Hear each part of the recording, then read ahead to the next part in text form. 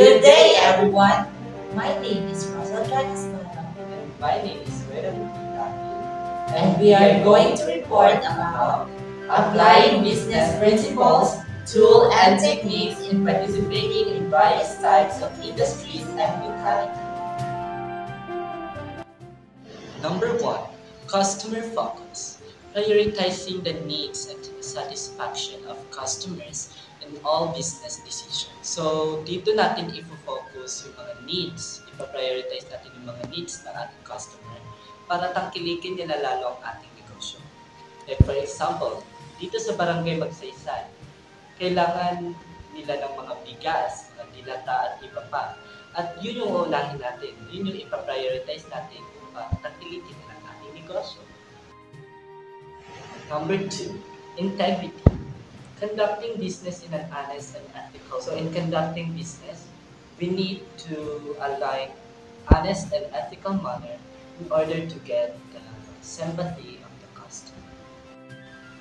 For example, isa kang fish vendor, tapos may customer na bumili sa'yo ng 1 kilo isda. Tapos, sinabi mo sa kanya na 1 kilo na yun, pero binawasan mo yun ng kaunti. So, wala kang honesty. So, may possibility na mawawalan ka ng customer at hindi na sila bibili sa'yo. 3, innovation. Continuously seeking new and creative ways to improve products, services, and processes. So, kailangan mong umaksep ng mga bagong pamamaraan like technology, etc. para mas ma-develop yung business mo and para mag-grow din siya. Quality. Ensuring that products and services meet high standards of excellence. Sa pagtatayo ng business, kailangan may kalidad yung produkto upang takilitin ka mas matagal. Number 5, accountability. Taking responsibility for actions and decisions. Kailangan mo din maging accountable at responsable sa pagtanggap ng mga komento at suggestion ng inyong customer patungkol sa inyong produkto. Maaari mo din itong gamitin upang mas ma-improve mo pa ang inyong produkto. Number 6, sustainability. Operating in a way that is environmentally and socially responsible. So, pagtatayo ng negosyo, kailangan natin maging environment friendly upang hindi masira ang ating environment.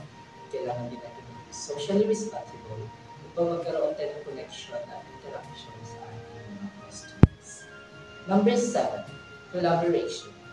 Working together effectively within the organization and with external partners. Kailangan natin makipag-collaborate or makiisa sa mga organisasyon upang mas lumago pa ang ating produkto at ating business. Number 8, adaptability. Being flexible and responsive to changes in the market and environment. Kailangan natin maging adaptable sa mga changes sa ating market and environment. Katulad ng pandemic, nagsara ang mga establishments, so gumawa sila ng paraan upang mapatuloy ang kanilang negosyo at upang makabenta pa sila sa kanilang mga produkto. Halimbawa nito ay mga delivery services at sumikat noong pandemic. Number 9, efficiency. Maximizing productivity while minimizing waste and cost. Ibig sabihin nito ay kailangan natin palawikin ang ating produkto habang binabawasan ang waste at cost. Number 10, transparency. Being open and clear about business practices and decisions. Kailangan natin maging open sa mga suggestions and komento ng ating mga workers. Kasi isa ito sa paraan upang lumago ang ating business. In conclusion, these principles are needed to create a more developed, sustainable, and fruitful business. Additionally, there are also some tools in maintaining a business in which will be tackled by yourself.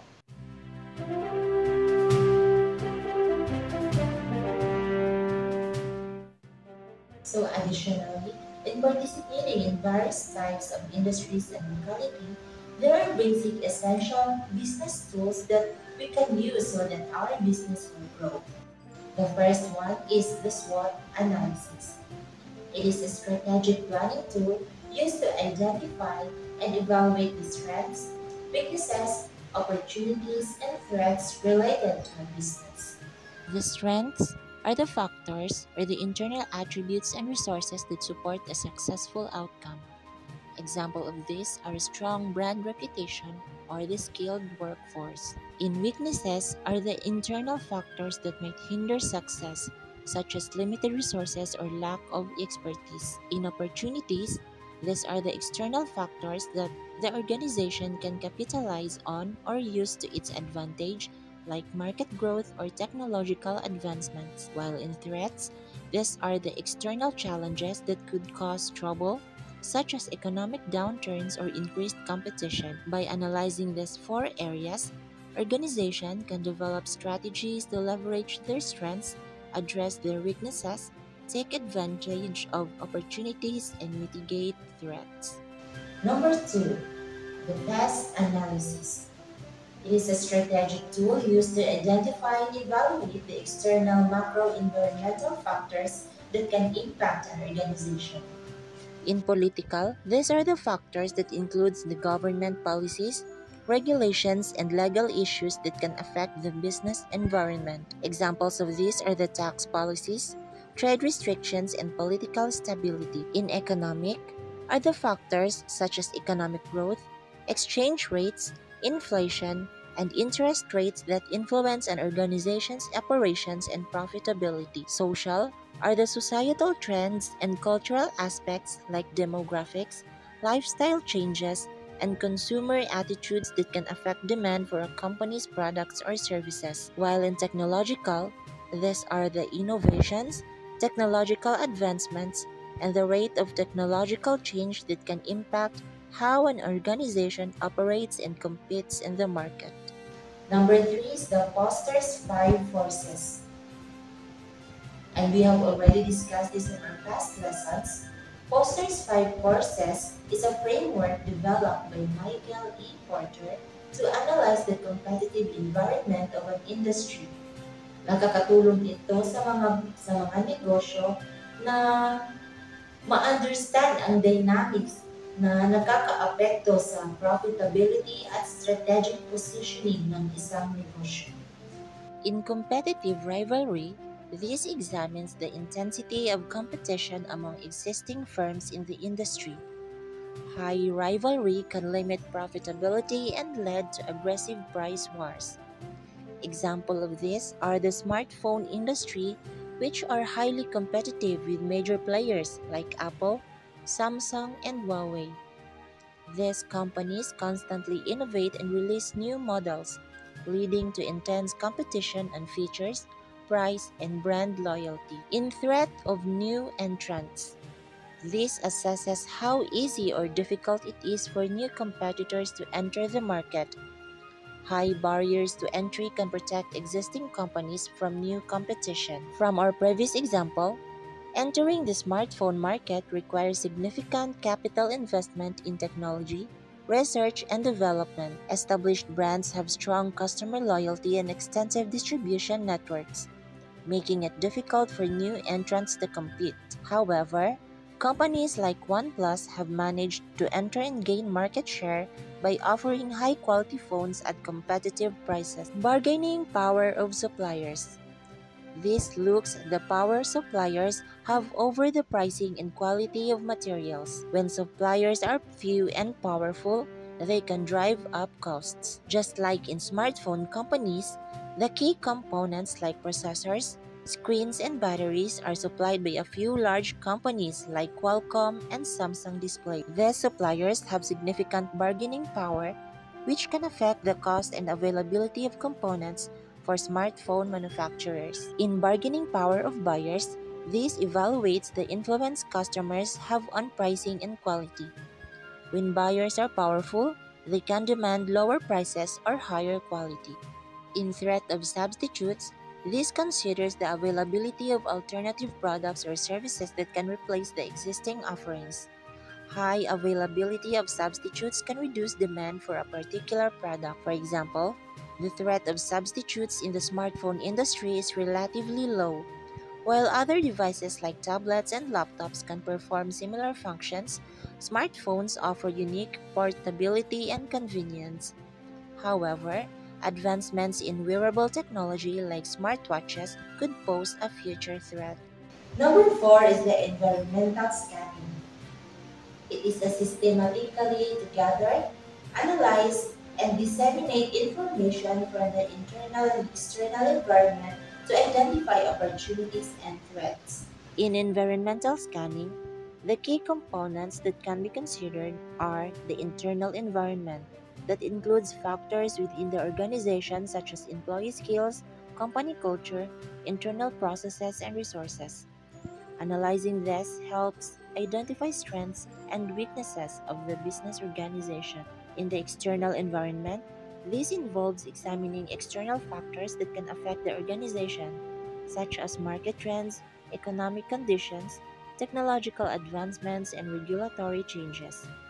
This helps identify the opportunities and threats. Next is the purpose. The main goal of environmental scanning is to provide insights that help organizations adapt to changes, make informed decisions, and develop strategic plans to stay competitive. In methods, this include the SWOT analysis, pest analysis, and Porter's 5 forces. These tools can help systematically evaluate different aspects of the environment, and in benefits, by conducting environmental scans, organizations can anticipate market changes, identify new opportunities, mitigate risks, and make proactive decisions to enhance their strategic positioning. Number five is VMOST. It is a strategic planning tool that helps organizations ensure alignment between their long-term goals and day-to-day operations. V for vision. It is the long-term aspiration or desired future state of the organization. Lahat ng mga business entrepreneurs at mga establishments at companies ay mayroong vision. Ito ang kanilang sinusunod para magkaroon ng goal ang kanilang establishment.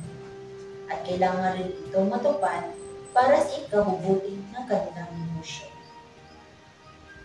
M is for mission. It is the core purpose of the organization and what it aims to achieve.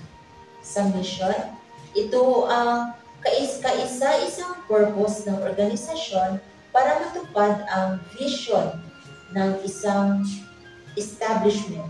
Kailangan rin itong matupad para sa ikalalabo ng kanilang negosyo. O for objectives. It is the specific, measurable goals that the organization aims to achieve to fulfill its mission. In the objectives, this means that these are the specific, measurable goals that the organization aims to achieve in the short to medium term. They should be aligned with the vision and mission. S stands for strategy. It is the high-level plan or approach to achieve the objectives. It literally answers the question, how will we achieve our goals? T stands for tactics. These are the specific actions and steps that will be taken to implement this strategy. They are detailed and actionable plans that answer the question, what exactly will we do? By using the VMOST framework, organizations can ensure that their daily activities are aligned with their long-term vision and mission, making it easier to achieve their strategic goals.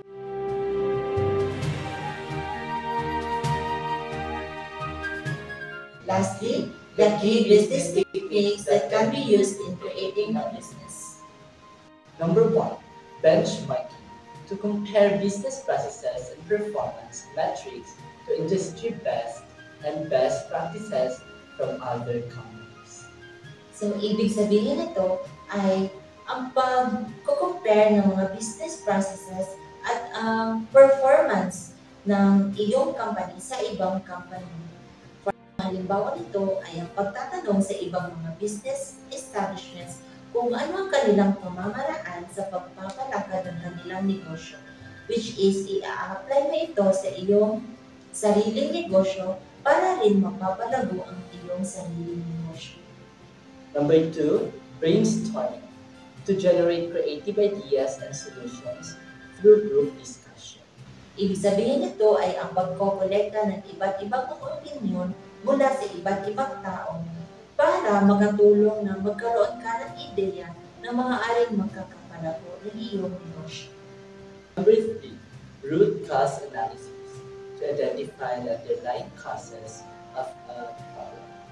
Ibig sabihin nito, if there is something that bothers your business, like may mga problema sa mga produkto, sa paggawa, o di kaya ay sa iyong mga workers, pwede mong gamitin ang root cause analysis para ma-determine mo kung ano yung mga sanhi ng mga problema ito.